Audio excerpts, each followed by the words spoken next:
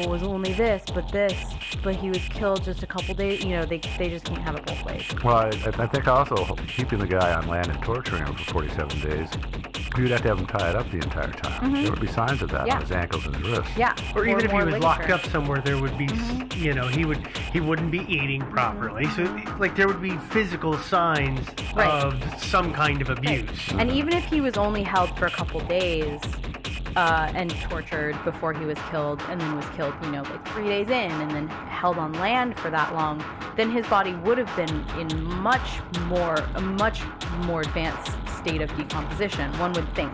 Unless he was thrown in the freezer. Yeah, but there weren't signs. I mean, there weren't signs of that. Anyway, it's weird for sure. I don't want to keep talking about it too much. Yeah, there's a lot of of weird stuff. Yeah, on both sides, I think. Both on the medical examiner side and Gannon's side. Yeah, I can see where it could be a killing. Maybe somebody he knew actually really had a passionate hatred of him and drugged his. But that is completely counter to the theory. Yeah. Yeah. That's completely. If it's one person who hated him, that's completely counter to this entire larger thing that he is being shoehorned into. Right. Yeah. So that's the thing, right? Let's take a step back now and say, regardless of whether or not Patrick McNeil was murdered, was it the work of a serial killer? Probably not. Yeah, just an individual. Yeah. And so he's one of two weird cases. Of the 45 cases. Oh yeah, we're talking about something else. Right. We're not talking about all 45, are we? No. Oh, okay. Thank God. No. I was like, oh God. Yeah. We're going to be here for a while. We're just going to briefly touch on another guy. His name is Chris Jenkins, and he was absolutely no questions asked murdered. He was. There's pretty much no one disputes that he was murdered. Run me through this one then. Initially, he was classified as a suicide. We could probably do an entire show on this guy. We might. Who knows? But on Halloween 2002, Chris was thrown out of a bar that he was in with his friends. Witnesses say that staff was instructed that he was not to be allowed back in, despite the fact that it was like 20 degrees Fahrenheit outside. He was dressed in a cheap Indian costume because it was Halloween. It's like nylon, really, really thin. And his coat, his cell phone, his money, everything were still inside. Best Halloween ever! 4 months later, Chris's body was found. He was just reported missing, and they did a search for him, and nobody found anything. His body was found 4 months later, floating face up, arms crossed, frozen, pretty much solid in the Mississippi River. It's possible that Chris was involved in a gang initiation beating, maybe thrown into the back of a van and tortured. It's not great. Whatever the outcome was for him, it was definitely unfortunate, but it was murder. Yeah, so he was beaten to death? No. You know what? That's my question. You keep saying it was most definitely a murder, and I haven't read anything that shows me that it was a murder. Well, the way in which he was found, people don't drown and then wash up with their arms crossed neatly across their chest and face up. There is that. But bodies get messed with by people after the fact.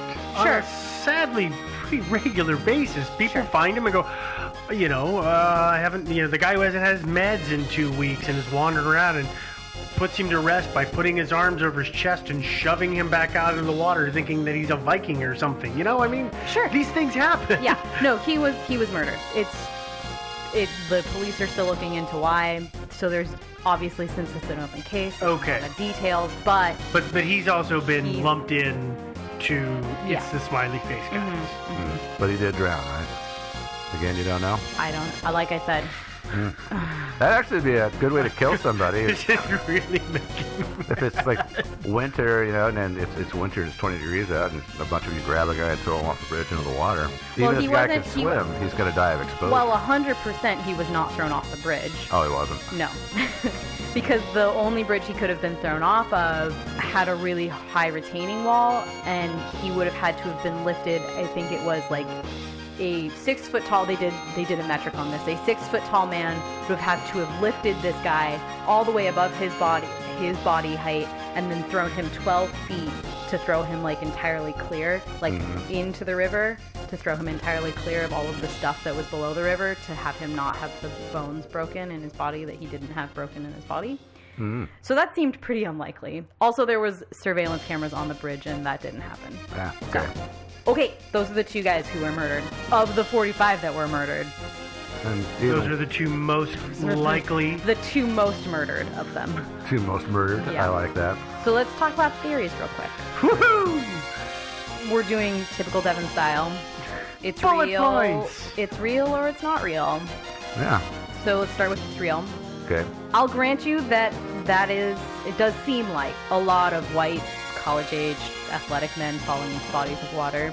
But I'll also grant you that, to borrow a phrase, the killer could have a different name, and that's alcoholism. Alcohol and bad judgment. Yeah. Which kind of go together. Yeah, there's a blog that catalogs literally every single missing person that could possibly fit into this MO.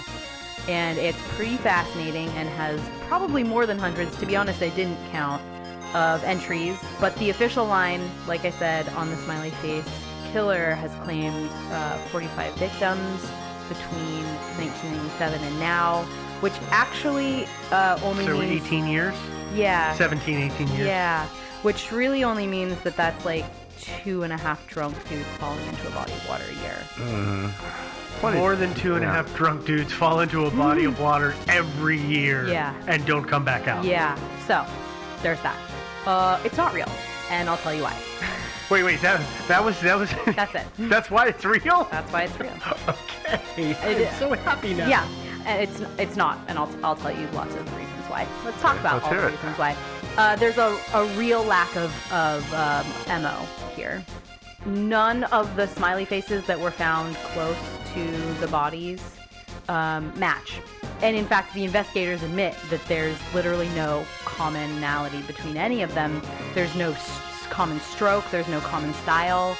There are different colors, no common different color, paints, different ages. different type of paints, different ways of, smiles. Some of them with the circle, some of them are just the 2 lines and the smile. dots. Yeah. Yeah. Did they ever, in these cases, did they ever actually go out and find any locals who actually hung out near the drilling spots, like fishing or whatever, and No. just ask them how long the smiley face had been there? No, because But that's the thing. That it's a supposed entry point. They don't know if that's where the body went in. yeah. But also, I mean, but more than that, like several, but not all, of these cases have smiley faces attached to them. In fact, you will notice we just spent a half an hour talking about Patrick O'Neill. Guess what they didn't talk about at all with that case? No smiley face? No smiley face. Probably there was one, because guess what? It's New York City, and I swear to you, we could walk 3 blocks from where we are right now and find at least 5 smiley faces graffitied on things. You could be in the middle of the redwoods. I'm not lying. I was in the redwoods recently. You walk to a tree, and there's a smiley face carved in the stump. You are never more than 5 miles away from a smiley face graffiti. Oh, yeah. So there's that. Yep. They're very popular. Yeah. Very happy, too. Yeah. Additionally, the 2 people that we just talked about, the outliers, they're just that. They're outliers. They're not the norm. The 2 guys that we just talked about, they're the outliers in this case. And actually, one of them I'm not even convinced was actually murdered. Yeah. Well, and how are they the outliers? Well, all of the other 45 victims are typical drowning cases. They were all found face down, in position with... So these are outliers because there's some other There's something stuff. suspicious going on. Okay. Literally every single other victim, as far as I can tell, just seems like it's a typical drowning. Okay. Okay. The other graffiti that was found, the Sinsawa? Cincinnati. this is graffiti that was found also kind of near some of the bodies they found. And this is the one they say is taunting the police? They say both of them are taunting the police. Okay.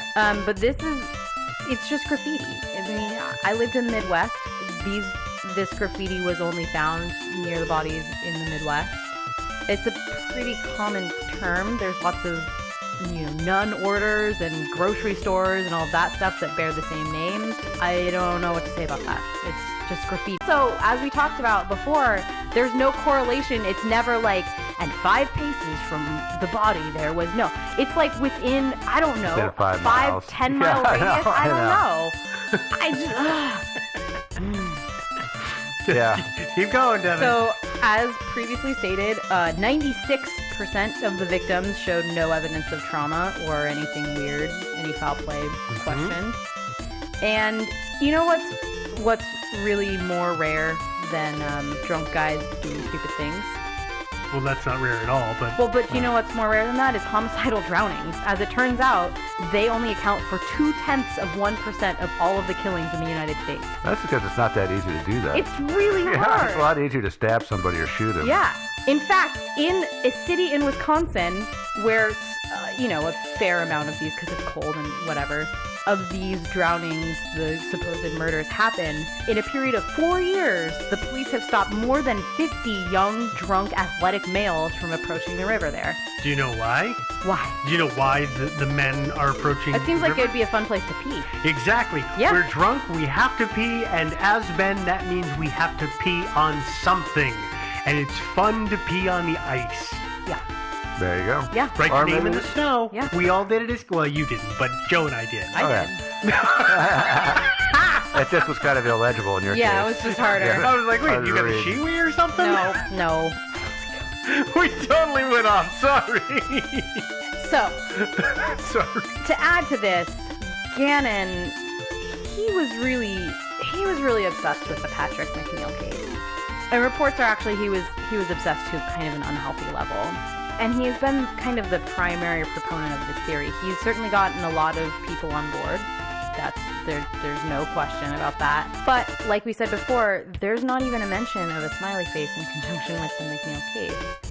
And I don't want to slander Gannon because I do believe that he's a really authentic, true investigator who just wants to get to the bottom of this murder that's haunted him, or this case that's haunted him. I think he whether made it's promise. a murder or not. He made promises to Of people course and he did. wants to hold them up. But I think it's more than that. I think he probably made a promise to himself that he would get to the bottom of it. It just seems like he's looking for something to make it all make sense, and it's just not there. Yeah, I think so. It's sad, but Yeah. and also, of course, he wants to make a name for himself too. There might be that some of that there. But like I said, I do think his intentions at the core are good. I do think that he just wants to solve this case or these cases because he's actually investigating the Jenkins case as well. So he has 2 unsolved deaths on his hands that he really wants to solve, and I can see the tendency to kind of want to sensationalize it and make it a big thing, but I don't see it, guys. Yeah, Sorry. me neither. I know you guys all wanted to hear us talk about this. I don't know what you were hoping for. You know us pretty well by now. Yeah, a lot of people requested this one, obviously. Yeah, a lot of people. I gotta say boo to this one. This Yeah. just seems like a desperate attempt to link things together. Yeah, I mean, even, I think you guys probably looked at some of the Reddit threads that came up, and even in those, it's kind of this, I think it's a human nature to want to find some meaning in a death that was meaningful to you. There are people on these Reddit threads who are saying, oh my God, this exactly mirrors what happened to my cousin, except that he didn't drown. He was just found dead because he hit his head in this construction site, but it wasn't accidental. There's no way it was accidental. And there was a smiley face that was graffitied, and it's just, I understand that. I do. At the core of me as a human who's sympathetic, I understand the want to say, like, no, he couldn't have just been drunk and done something dumb. Mm-hmm. He fits this mold. Yep. But Yeah. there you have it. So So on that downer, yeah. Way to do go, you guys have Debbie anything Downer. to add to this? I No. just want to throw down the gauntlet to the smiley face killer and say, just go pick some athletic young man here in town and kill him and leave a smiley face, but make it an upside down smile. Yeah, So and we add know a it's you. TS. Yeah. Have the eyes be a T and an S. There Yeah. we go. Yeah. Then we'll yeah. know. Yeah. Yeah. We'll Yeah, know. we definitely That will- need that kind of exposure. Way to go, you two. You're Yeah. welcome. We will definitely revisit this whole thing if that happens. Yeah. So I did reference some links. If you're interested in this case, they're probably a pretty good start from the horse's mouths, if you will.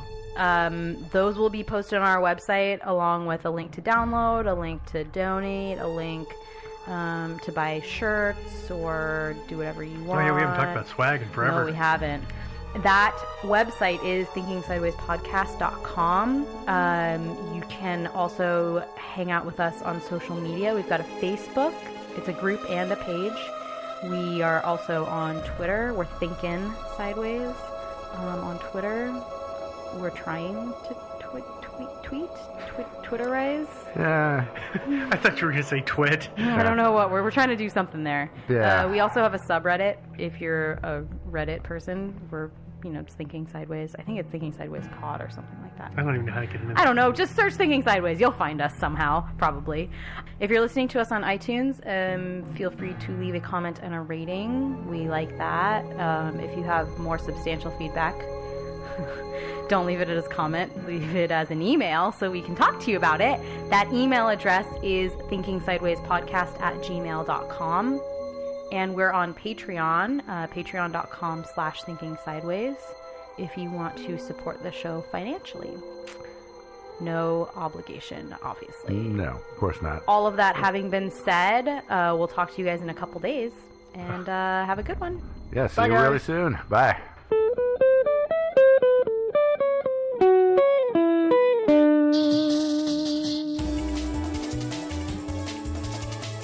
Thinking Sideways is not brought to you by Geishas in Top Hats. Instead, it's supported by the generous contributions of people like you, our listeners, on Patreon.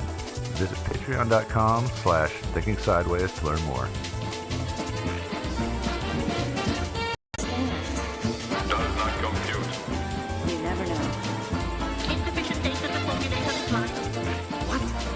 Stories of things we simply don't know the answer to. Hey everybody, and welcome again to another episode of Thinking Sideways. I am Steve, as always, of course, joined by... Devin? Joe? And once again, actually, I guess this week we are... This is the third week of Thinking Sideways Most Wanted? Something like that. So this is the Second. third most... Second runner-up. Yeah. Whatever Devin calls it, it's the third most requested episode. Yeah, and this is actually a big one. It's been actually got a big, huge write-up in Smithsonian Magazine. It does, Yeah, it does. yeah. What we're going to talk about Yeah. is the Solder Children. Yeah.